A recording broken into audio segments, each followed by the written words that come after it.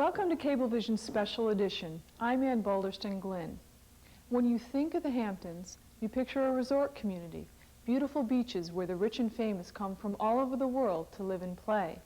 But what you may not notice is a quiet, close-knit fishing community that's existed for centuries. Many the descendants of the first settlers. A small but proud group of people whose families are working the local waters to make a living. A tradition passed down from father to son since the days of whaling. It's a way of life, a heritage, and a community under the threat of vanishing from us forever. Tonight is the first night of a three-part series about the Baymen of East Hampton.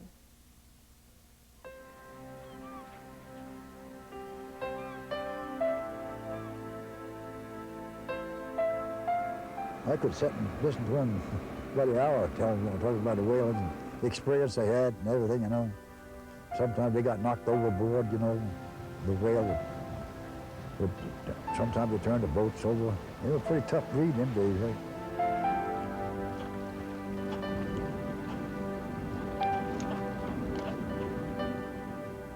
It's a burning passion inside of you. It's a love for the sea, it's a love for the ocean, it's a love for the boats, the nets, the challenge, the excitement, you know. The camaraderie, you know. Just being, you know, with 5 guys that you would trust your life with. They're very much like the settlers. They don't allow the complexities of life to ruin their life, to rule their life. It was all in the whole environment from the time he was conceived. So you couldn't get away from being a fisherman, because you had to be a fisherman. I mean, it was born in your blood.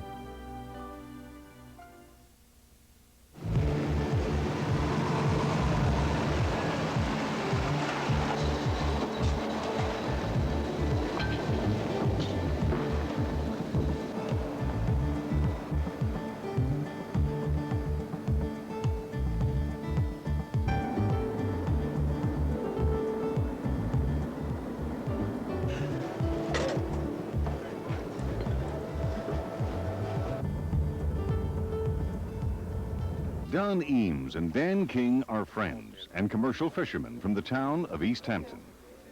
Both are going to work, but these days the difference is while Dan's going to the bay to fish, Don's going to Amagansett School, where he works as a custodian. After 20 years as a bayman, Don Eames had to leave the waters to support his family. Dan King struggles to stay on the water, holding on to the only way of life he knows, the life of a fisherman. It's something that once you've done it, once you enjoy it, it's very hard to leave. I'm going to stick at it as long as I can. It's really hard to leave once you get it in your blood or get it in your system. Oh, geez, the challenge. I mean, it's a challenge, you know? You never ever know what's in that net. The thrill, the thrill of catching fish, the thrill of launching a dory through the surf. And for the longest time, my father wouldn't let me go in a dory. I know why he didn't want me in a boat, because he knew once I got in a boat, I'd never want to get out. The excitement and the feeling that builds up inside of you. You know, I mean, it's just, you cannot explain it. You can't explain it.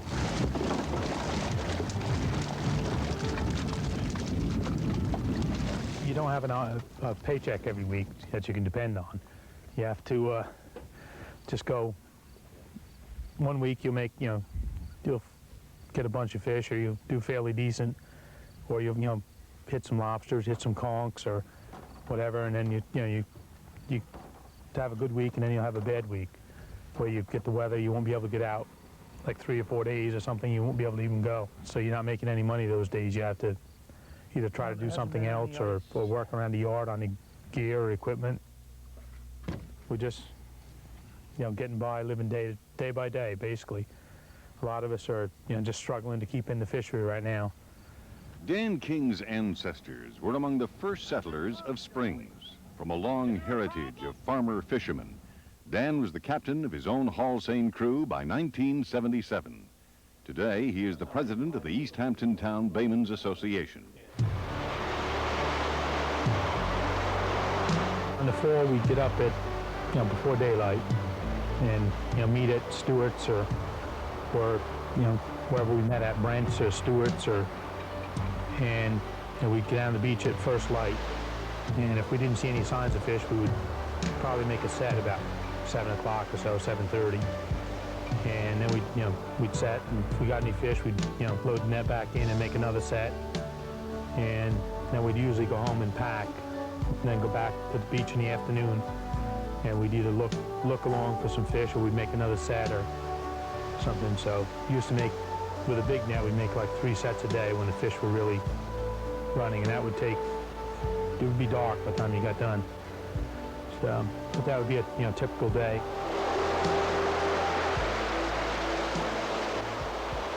That's Anthony eating a peanut butter and jelly sandwich. Great picture. It is. I forgot how small he was at one time. Cute. Dan and his wife Marcia have 3 sons. Danny, who was born with cerebral palsy, and Eric and Anthony, who are both adopted. I think Eric was here like a year or so, and Pam called up and says, "Yeah, I got a little boy who needs a home. It looks just like Anthony." Like Eric. Just like Eric. Would you think about it? I said, "Well, I don't know." So we And I finally, guess you said yes. yeah, we finally called her back up and said, "Bring him on out." Is that of you guys sitting downstairs? That's downstairs in the I basement. think that's a good picture. That's all the That net, is, front of the net. once in a while, When you were Marcia would doing- bring, Danny down or something, but Eric used to go, and Tony was really got in on, the last part of it, so, so he wasn't there that much, didn't have an opportunity to go. It's really great. You go down and you just watch them, and you see the birds and the wind is blowing, and you can just watch the guys doing their work. And when the bun comes ashore, they all get excited and start yelling at each other, running back and forth. It's just really exhilarating. But they haven't done it in a long time. It's really hit us since '85, If we would have lost the striped bass and we didn't lose our scallop crop, if we still had the scallops to work on like we, traditionally did all winter long and stuff, it would have made it a lot better for us. And this is the room that they, that they talk about in men's lives, that this is the window that you could look out, this one and the other room down on the end, the 5th grade classroom. You could look out and see the ocean, before all these trees grew up, as long as it wasn't foggy like it is today. And, we would hang out here, look out the window and wonder what was going on down at the beach because we knew our dads were down there hall seining. When you were a kid and I don't know, it's kind of like maybe Huck Finn or Tom Sawyer, you think about these guys skipping school and not going to school because they wanted to go out and be on the river and go fishing, and stuff like that, but that's pretty much what it was. You wanted to really go to the beach, you wanted to go hall seining. You couldn't figure out why you had to go to school because you were going to be a fisherman all your life. Both Don Eames' father and grandfather were commercial fishermen. At age 11, Don started going with his father ocean hall seining. After graduating from high school, Don became a full-time bayman on a hall seine crew until 1985. Seeing that the future wasn't very bright as a bayman, Don left the water in 1985. I'd been involved in this since I was 13 years old, the first time I went to Albany. And I knew what was coming and I knew what was going to happen. And I knew that that year was the last year for striped bass fishing with a hall seine. That they were going to put us out of business. They were going to close the fishery down entirely. And something had to be done. When you're 28 years old and you have 3 children, and you're trying to raise a family and keep a roof over their head, and somebody says, listen, the job that you have, it's not going to be there. Here's a job that'll give you the benefits and, your medical, and you'll have some vacation time, and it's 5 minutes from home. Are you interested? Well, it would be a pretty foolish person not to take that opportunity. I felt like a quitter if I left. That's what it was. I really felt like I'd be letting everybody down by bailing out of the industry, by bailing out of something that I fought so hard to keep. And I said, I don't know what to do. Danny's a great guy, and he's smart, and he's life smart. It's hard to say, but, he just looked at me and said, if you don't take it, he said, I'm going to kick your rear end all the way down to the school. It was probably the hardest thing I ever did in my life, to walk away from the industry like that, to walk away from the entire part of it, the part that I loved about actually doing it, the hands-on, the fishing, being outdoors every day. I was leaving a way of life that that I loved incredibly. When I was growing up, whaling had come to an end. They were still, the guys that was whaling, used to go whaling was also fishermen, but they had to turn completely to fishing. Born in 1915 in Amagansett, Milt Miller comes from an old Bonacker family among the first settlers of Springs. He is the descendant of whaling captain James Loper, who started the whaling industry on Long Island. They would stand there and you could see the glisten in their eyes that they really would like to get back out there, you know, to catch that whale. But because that's all they'd done all their lives, but they, you know, things had come to an end, so. But they was all good fishermen, and they fished off the ocean beach. You know, it was a big thing for the town because about everybody was involved some way or other in the fishing industry. Eastern Long Island has a long and proud maritime heritage. Shore whaling, or small boat whaling, was carried on off eastern Long Island from 1640 to 1918. Long Island was the first and last area to do this type of whaling in what is now America. Whaling was an organized industry by 1650, started by Jacob Skellinger of Amagansett and James Loper of East Hampton. For a century, small boat whaling brought prosperity to the East End and was an important industry. The only real money they were when they first settled this town was, you know, East Hampton was from whaling. And whale oil had to be used in the whale lamps. That's the only thing they had for lamps was whale oil. And so they used to, you know, eat the whale meat too. Milt Miller comes from a long and proud tradition of whaler fishermen. I'd be out of bed before anybody in the house and just on hear the old wagons go by the house going to the beach, a fisherman way. I'd crawl out of bed and beat it to the beach and be there to watch them take the boat out. And because as a young boy, you're always pestering to, you want to go, you know. You'd like to go out on a boat. So it was a long while before they would allow me to go on a boat, you know, because I was so small.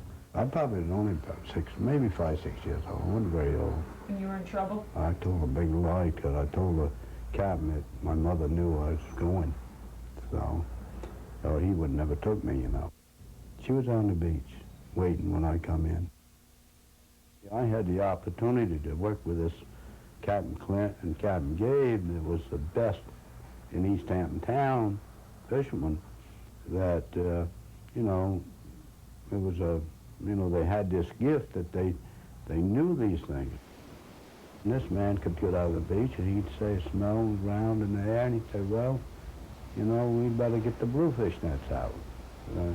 And we go out there and we set them nets and, oh my God, we couldn't hardly get the nets in the boat. We'd catch so many fish, you know. And he knew this, you know. He knew by the smell of the water, he knew by the slick on the water, and a lot of people don't know this.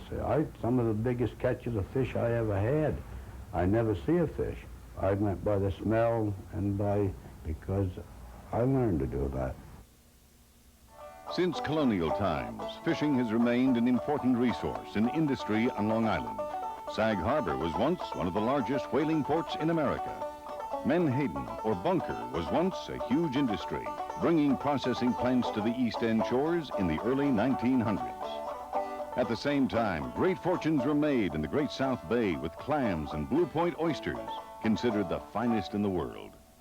With the advent of fast transportation from the end of the 19th century until present day, large-scale markets for fresh seafood opened up in New York City for the local fishermen. Today, commercial fishing remains one of the island's most important economic industries. Commercial fishing covers a wide range of fishing. It includes 100-foot draggers who work the ocean for days at a time, and deep-sea tuna operations.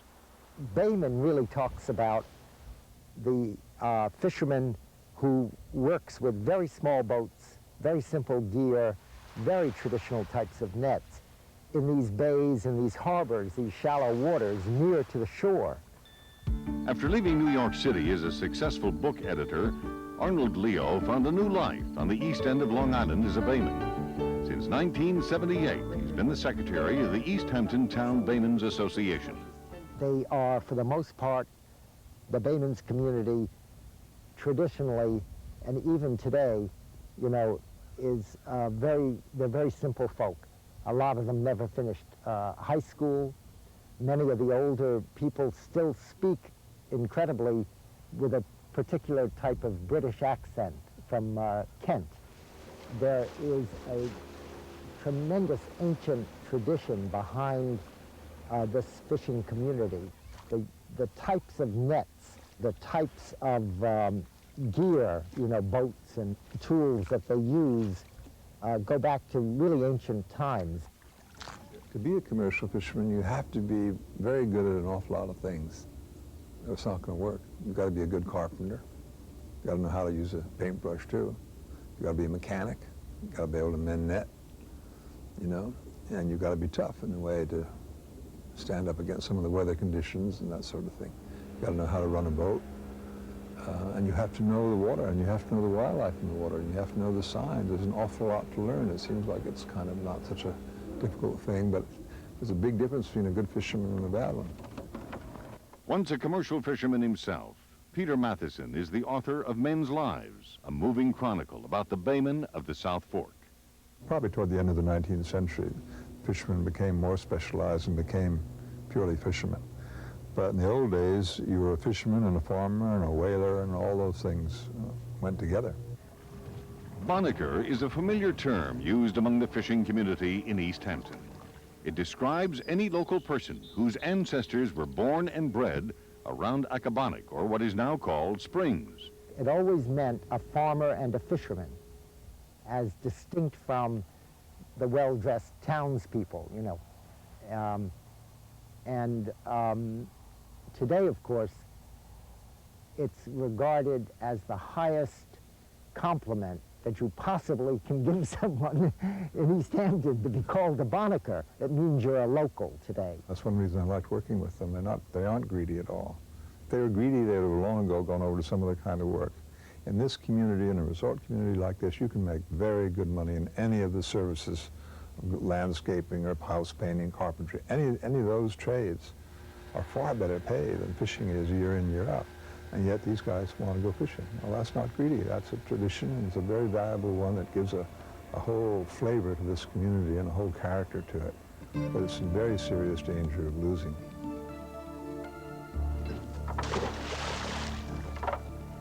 Come on, pogies. we never ever made big money, you know, but it was just our way of living. We liked it. You know, we wanted to be our own boss, and we didn't want to work for nobody. I never ever worked for nobody much. Most all of them are the same way. They don't like to go and work for nobody else. They're used to working for themselves or in partnership, you know. They work twice as hard fishing to make a living than they would working for somebody else, but they've got to do it. The Lesters have a long tradition as commercial fishermen, a dominant fishing family on the East End for over 200 years. What kind of qualities do you need to be a good fisherman? Oh, I don't know. One thing, I think you've got to have a lot of patience. Yeah, and a lot of courage, because you can go sometimes for a week not make anything, and then you still keep on going. The Lesters have lived in the town of East Hampton for 13 generations. The first Lester to settle in Amagansett in 1858 was Nathan T. Cap'n Posey, as he was known. He was a whaler, fisherman, and Francis Lester's grandfather. Today, the Lesters are still the most active fishing family on the East End. I guess I'm one of the oldest in here, yeah. What's that feel like? It feels good. Francis Lester is 84 and the patriarch of the fishing community in Amagansett. My father was 92, and he fished for... He started when he was 16 years old. So. I've been fishing since I was 16, you know, steady. I started when I was 14, you know. I've been fishing ever since. Did you always know you wanted to be a fisherman? Well, not really, I guess. I didn't realize it much until I got out of school, and then I kind of got into it a little more, and then I wanted to go fishing. I didn't want to do anything else. But I don't know. I guess it was in my blood, you know. It was something, I don't know. They say, but I didn't care. There wasn't anything else that interested me really. every time, every season comes, you look forward to going like you look forward to going down in there and catching bass in the spring, you know. And then in the fall, you look forward to it. In summer, well, in the summertime, you just fool around and do a little bit of clamming and maybe a little winkling or something, you know, to fill in, that's all. There's a lot of stuff you have to learn, like, you know, how to get through the surf and so on, and how to mend the nets and how to rig the nets and stuff like that, you know. There's not really much to it, you know. You don't need a high school education or anything to learn it. I mean, I don't do it because I really have to. I could get by without doing it if I, you know, lost my pennies. But I like to go, make a few bucks, and you know, and stay active. Like I say, if I stay home, one day I'm there, I don't know what to do with myself. You know. But you have no regrets about being a commercial fisherman? No. France's son Jens is also a Bayman, as is his grandson Mitchell. All 3 generations currently working on the water. Is your son and your grandson, they're having a hard time staying in the fishing industry or staying right now, full-time commercial? Yeah, we're having a job to stay at now. They're just hanging on, you know, but a lot of people out of work here don't have a job. But he's lucky that he got into the, you know, like I say, mowing the grass and stuff like that, and he comes home and it takes some days to do it. Days he stays home from fishing, does that, and then he does it at night, sometimes, you know, in the evening. Can't make enough fishing to not feed a family.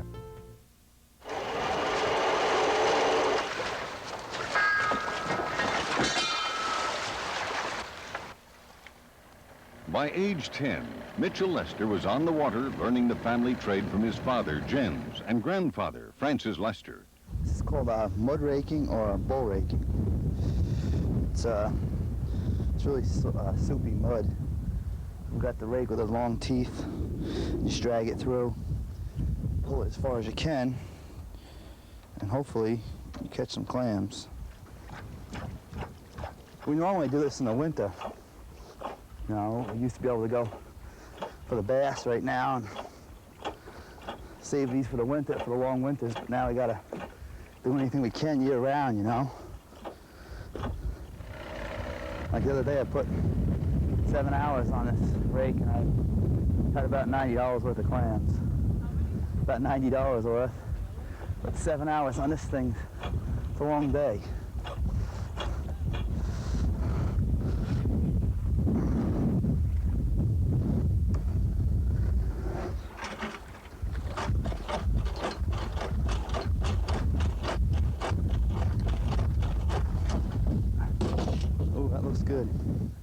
Upon high school graduation, Mitchell became a 6th generation commercial fisherman, despite the advice from his father and grandfather. My dad used to take me when I was really young, I can remember, you know, like back in 8th and 9th grade. Even earlier than that, as a little kid, used to go hall seining all the time, but as soon as I was old enough to go and got out of school, I got into it. And then things dwindled out, so I got out of it. And I became a carpenter's helper, but I don't know, I just love the water so much that I try to do everything I can to stay on the water, you know. I'm back almost full time now. Tried landscaping, I tried everything. Can't seem to stick with it.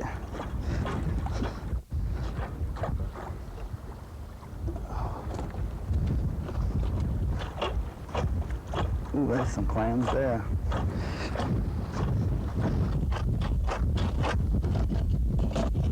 You do okay if you do like 5 different things a day, you know, like really work extremely hard.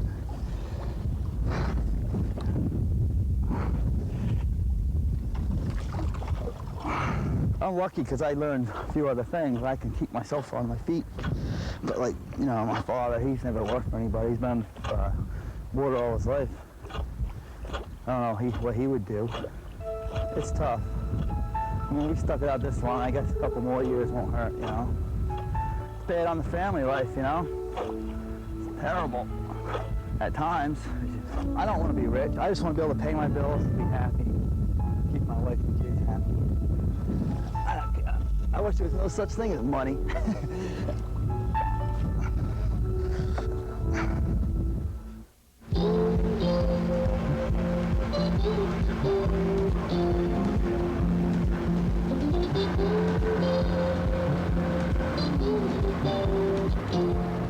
This year I just got myself psyched up that it's not going to be a good year and just, you know, just keep plugging away, so.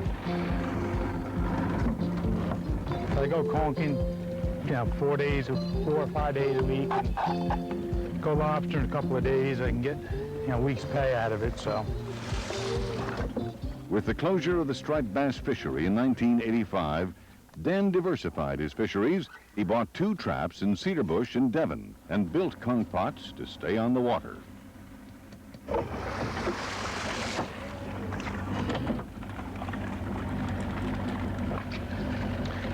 This is the part that you, when it's cooked out, the mussel comes out of the shell, and they take this stuff off of it before they package it or sell it. Winkles are the local name for whelks or conchs, an edible marine snail found on the bottom of the waters.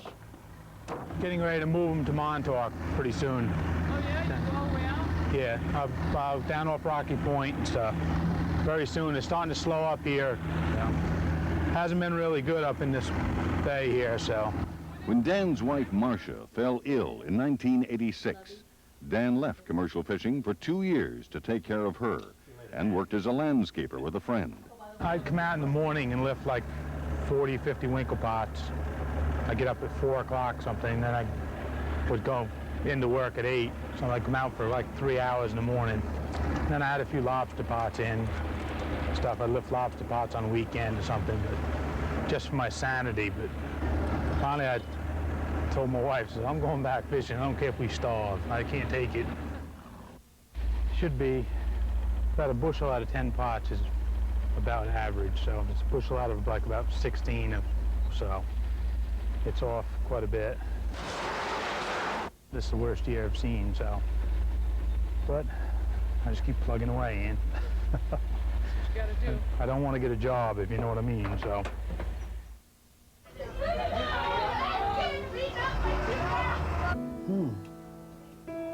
Yeah, good.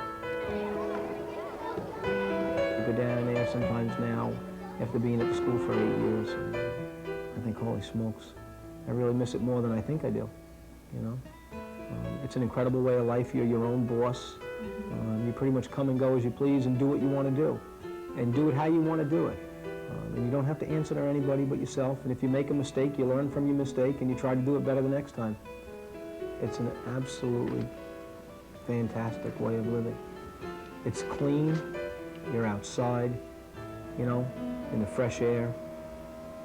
It's good, hard work, which never hurt anybody. And it's a great environment to bring your children up in.